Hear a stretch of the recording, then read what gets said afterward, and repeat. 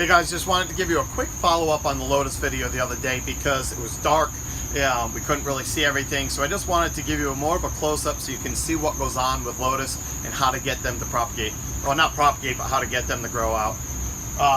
This is a very small variety of Lotus, so it really doesn't need a massive pot, but at the same time, it's a good representation of what they all look like. The most important part with the Lotus is these growing points. Lotus is the only aquatic plant that you can't break any of the growing points. So when you get a big lotus leaf and it's growing, most water plants and most plants in general, you can prune off the brown or yellowing leaves. Lotus leaves are like a hollow straw. So there's that whole stem.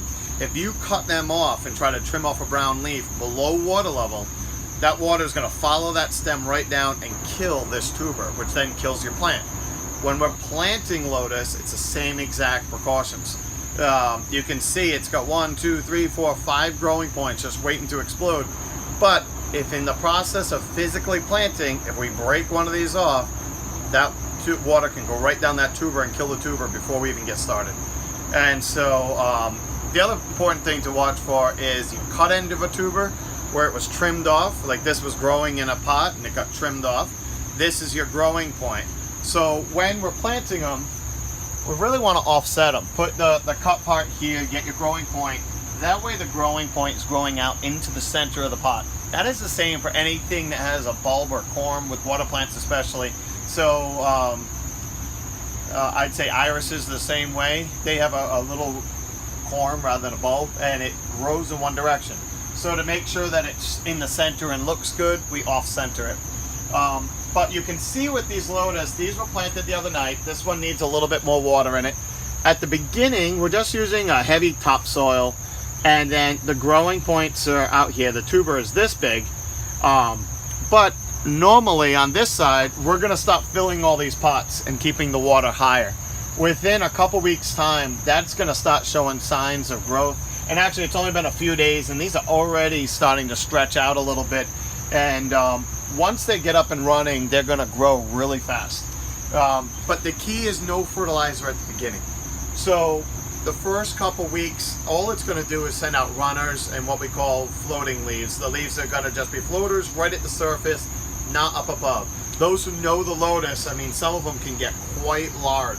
And so you don't stop fertilizing until you start getting the first aerial shoots. As soon as those first shoots start coming up, it's actually, everything turns on. It is a big feeder at that point. So you want to over fertilize. I still use the all-season fertilizer, so I can just do it once, but I'm going to double, if not triple, the recommended rates for this size holding tank, because Lotus just want that much food. And at the beginning, I might even, when I'm growing here, I might use a liquid fertilizer, or I may use the tabs, the fertilizer tabs, because those are quick release and they're gonna just instantly release their fertilizer. The granulas that we use are season long. So if I'm planting up water lilies or something I don't want to climb into my pond every month to fertilize, I'll use the season long fertilizers, and I'll use those on the Lotus also.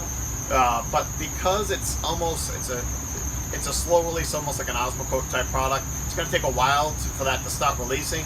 But these Lotus are going to want fertilizer immediately, so that's why sometimes we'll throw a few tabs in there to jumpstart the system while we're waiting for that slow release fertilizer to kick in.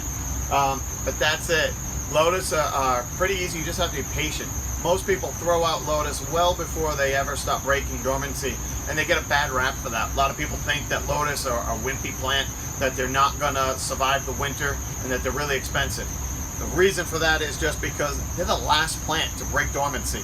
Your lilies are coming up, all your marginals are starting to come up, and they look at these dead pots, and when they're doing their spring clean out, they throw them out because they think they're dead. Be patient with them. Usually they just need that water to be warm before they're gonna really start cranking. And if they're still on the bottom of a pond and a spring like this where the water's lingering in the 50s, I may not see signs of life on a Lotus for another month. But that's it. Just follow those few basic precautions. Once this is up and ready to go into a pond, you just got to remember these pots have no holes in the bottom, so that they can be grown in containers or outside on a patio.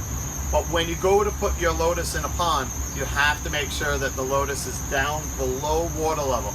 because if you put this up on a shelf like a regular marginal, and your water level drops below the top of this pot, your plant can shrivel up and die because all that water inside there is just going to evaporate and you're not paying attention to it because you're thinking it's in a pond, but it doesn't have any holes in the bottom to suck up the moisture. So just be aware of that. Take precautions to put it deep enough. And that's it. Just remember, when the plant's growing, never prune them.